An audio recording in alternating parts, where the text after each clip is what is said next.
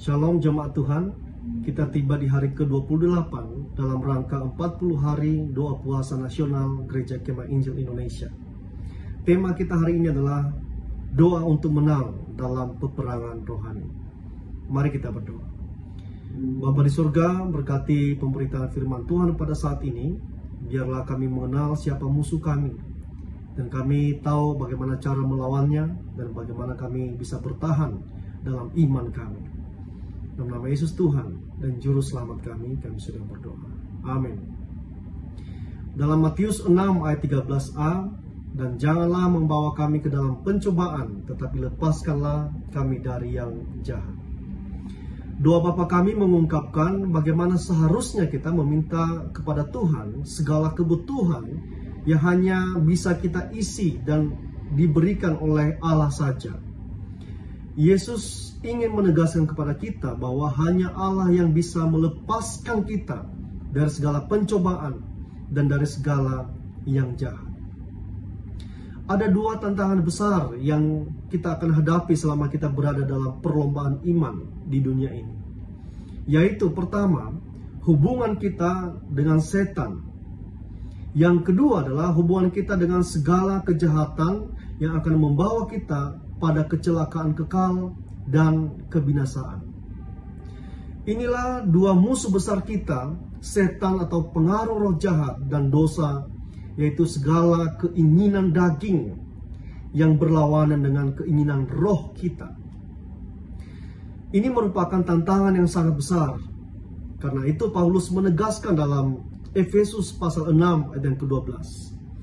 Karena perjuangan kita bukanlah melawan darah dan daging, tetapi melawan pemerintah-pemerintah, melawan penguasa-penguasa, melawan penghulu-penghulu dunia yang gelap ini, melawan roh-roh jahat di udara. Dan dengan tegas Paulus melanjutkan dengan berkata, sebab itu ambillah seluruh perlengkapan senjata Allah.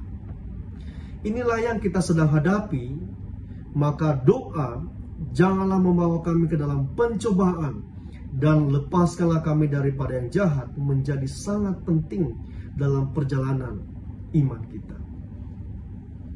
Setan adalah makhluk yang melawan kehendak Tuhan. Tuhan menyebutnya sebagai setan, yang berarti yang melawan atau yang menentang Tuhan. Tuhan mengusirnya dan mencampakkannya dari sorga, dan dia tidak mau sendirian.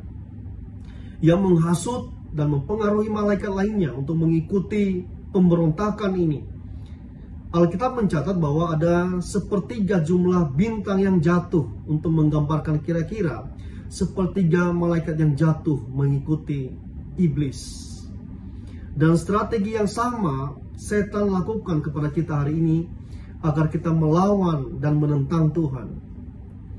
Hidup tidak seturut yang Tuhan kehendaki, dan kita menjadi bagian dari Dia. Janganlah membawa kami masuk ke dalam pencobaan, dan lepaskanlah kami dari yang jahat. Berarti pencobaan sudah ada, dan kita tidak bisa menghindari kemungkinan dicobai. Sebaliknya perlu ada kesadaran di dalam hati kita untuk selalu berdoa kepada Tuhan.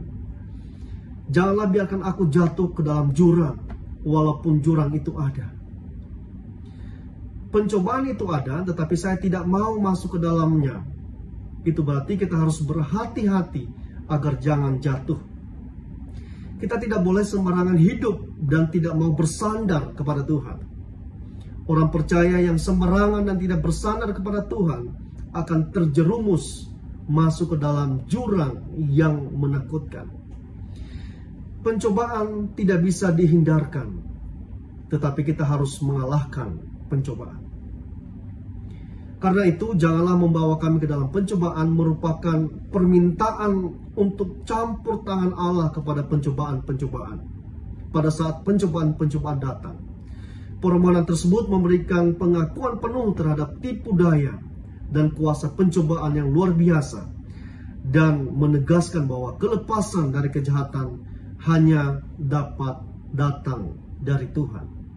Amin.